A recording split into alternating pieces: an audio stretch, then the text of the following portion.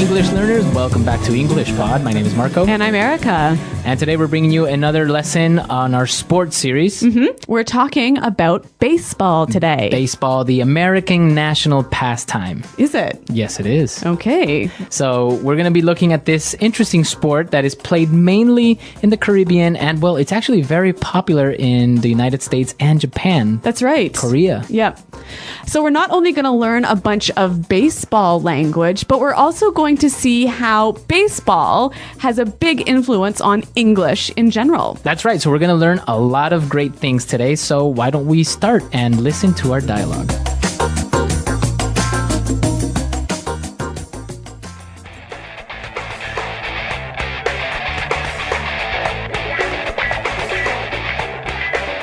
Hello, baseball fans, and welcome back to today's game. My name is Rick Fields, and of course, I am here once again with the man that seals the deal, Bob Copeland. It's a beautiful day to see two world-class teams face each other and fight for their right to be called champions. Well, the national anthem has just been sung, and the umpire has started the game. It's time to play ball. Roger Vargas is up at bat. Pitcher winds up and strike one. Very nice curveball by the pitcher. The catcher gives him the sign. He winds up, and Vargas gets a line drive. The players are scrambling to get the ball. Vargas gets to first base, and he's still going. The outfielder throws it to second. Vargas slides. He's safe. Great play. We have a runner on third, and up at bat is Brian Okami. There's the pitch. He hits it. It's going. That ball is gone. Home run by Okami! That puts this team ahead by 2 as we are at the bottom of the 5th inning here at Ritchie Stadium.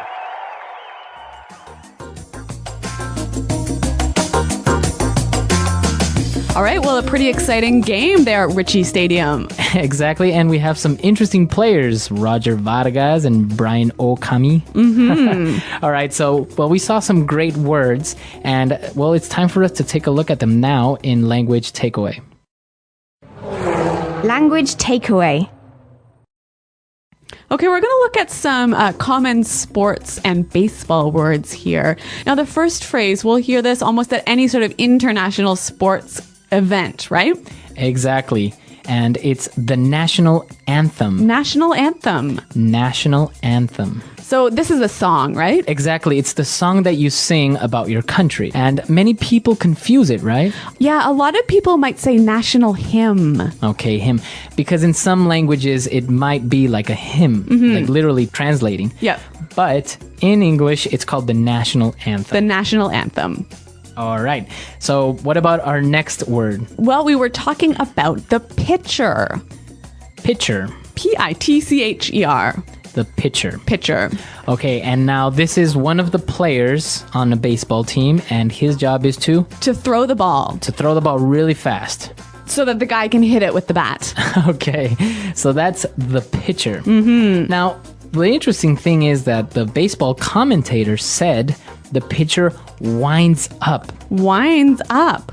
To wind up. To wind up. Okay, well, let me paint you a picture. Okay. So imagine a clock. And you're turning the clock to wind it up, to get it ready to go. To make it work. Exactly. So imagine the pitcher doing the same sort of thing, bringing his arm back behind him, getting ready to throw the ball. Okay, so that is to wind up. Very good. So you can use this word not only in baseball, but for other things that require you to do this action. Right, to turn something and get it ready to have lots of power. Like some toys. Yep. Or maybe like a music box. Okay. Wind up. What about our next phrase? Well, Roger Vargas hit a line drive. Line drive. Line drive. Okay, so what is a line drive? Well, it's a term from baseball. And when you hit a line drive, you hit the ball sort of low on towards the ground, and it travels along the outside of the field. Right, so the ball basically travels along the foul line. That white line. The white line, Yep. Exactly. Very good. So that's a line drive. And so the players on the field were scrambling to get the ball. Scrambling. Scrambling. Now, we know scrambled eggs from one of our lessons. Yes, but the verb to scramble means to move quickly in a disorganized way to do something. Okay, so the players are moving very fast, trying to get the ball, but they're not doing it very well. Right. And you can use this in other ways, right? Not just in baseball. Right. For example, we can say, the people are scrambling to buy their tickets for the concert. Yeah. Or I'm going on vacation tomorrow and I'm scrambling to get everything ready. Exactly. It's a very good term that you can use also in your daily life. Exactly. All right. And what about our last word for today on Language Takeaway? Well, they were in the 5th inning of the game. Okay, so inning. Inning. All right, this is another baseball term, and it just means the period of play. Okay, so we learned, for example, that in soccer you have 2 halves. Or in hockey, you have 3 periods. All right, and in baseball you have 9 innings. Okay, great. So some interesting sports and baseball vocabulary. Now, I think it'll help us to hear this again slower. So let's listen to the dialogue.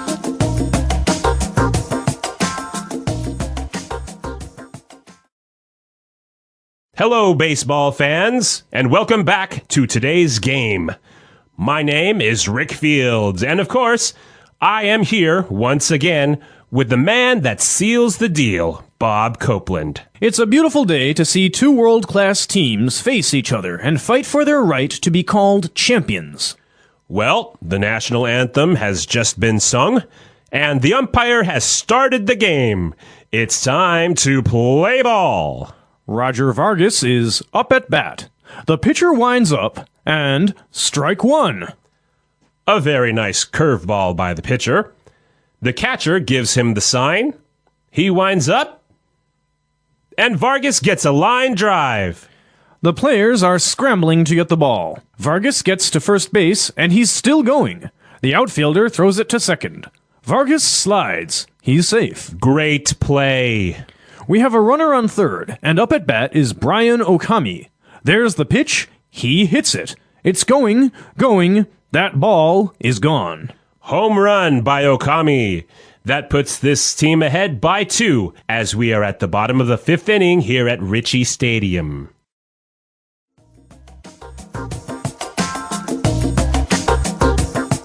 All right, so as we said, there are a lot of English terms that come from baseball, but we use them in business context or in your daily life, right? Yeah, why don't we look at those now in Fluency Builder? Fluency Builder. All right, so the first phrase that we have is up to bat. Up to bat. Up to bat. So literally, in this dialogue, it means the guy is standing on home plate ready to hit the ball, right? Right. He has the bat and he's ready to hit it.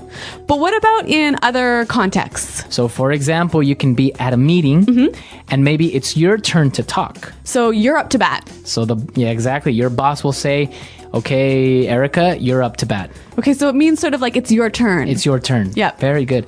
All right, so that's another term that is used in baseball, but very commonly used in other circumstances.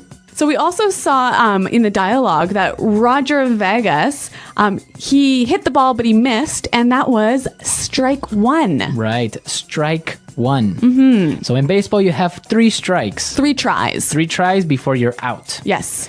And so now the same thing happens in daily life. So if someone says, that was strike 1. It means you made the first mistake. Yes, and if you make 2 more, you will be fired, for example. Yeah. Or maybe your parents will say, okay, that wasn't nice, strike 1. And then 2 more times and you'll have a timeout. Or you'll be grounded. Yes. Okay, so that's also called a strike. And the pitcher threw a curveball. A curveball. Curveball. So, okay, pretty clear. A curveball is when you throw the ball and it sort of goes in a curve. It doesn't go straight, right? Right, exactly. But how can this be used outside of baseball? So you can say, oh, my boss threw me a curveball today. So he gave you an unexpected problem. Or something that was difficult to handle. Okay, this one is pretty interesting. I'd like to hear a few more examples. Example 1. My boss threw me a curveball today, so I have to stay and work late. Example 2. It was a huge curveball when she asked me how many kids I wanted to have. How am I supposed to know? All right, so that's basically a curveball. You can say an unexpected problem or Yep. situation. That's right. And our last phrase, and well, probably one that's you already know, home run. A home run. A home run. From baseball, we know that that's when you hit the ball really far. And you hit it outside of the playing area or outside the park. Yes.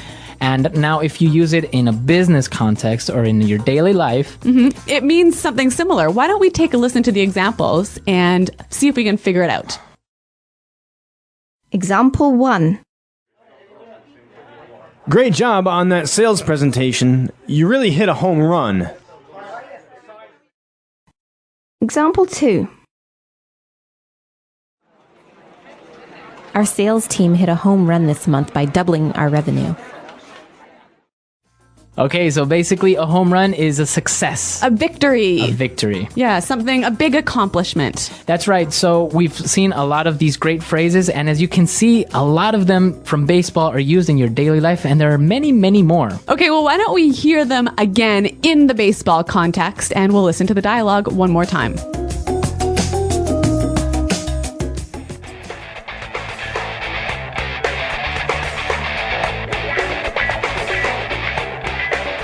Hello, baseball fans, and welcome back to today's game. My name is Rick Fields, and of course, I am here once again with the man that seals the deal, Bob Copeland.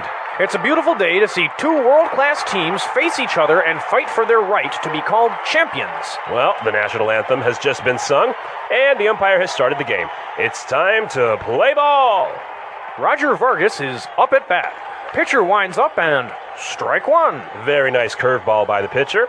The catcher gives him the sign. He winds up, and Vargas gets a line drive. The players are scrambling to get the ball. Vargas gets to first base and he's still going. The outfielder throws it to second. Vargas slides. He's safe. Great play. We have a runner on third, and up at bat is Brian Okami. There's the pitch. He hits it. It's going. That ball is gone. Home run by Okami. That puts this team ahead by 2 as we are at the bottom of the 5th inning here at Ritchie Stadium. All right, so an interesting dialogue, a very interesting sport. And well, personally, I never played this as a child. Me neither, really. I don't really like it too much, but it is kind of fun to go to a game, and especially in the United States, have those hot dogs and all that stuff. Okay, yep. Well, a cultural event, a really important piece of American culture. Exactly. So, well, we encourage you to come to our website, englishpod.com. Tell us what you think, and also, of course, if you have questions or doubts, be sure to tell us. If you have any other sort of baseball-related phrases, let us know about them on the website. Okay, so we'll see you guys there. Thanks for downloading, and until next time, goodbye. Bye.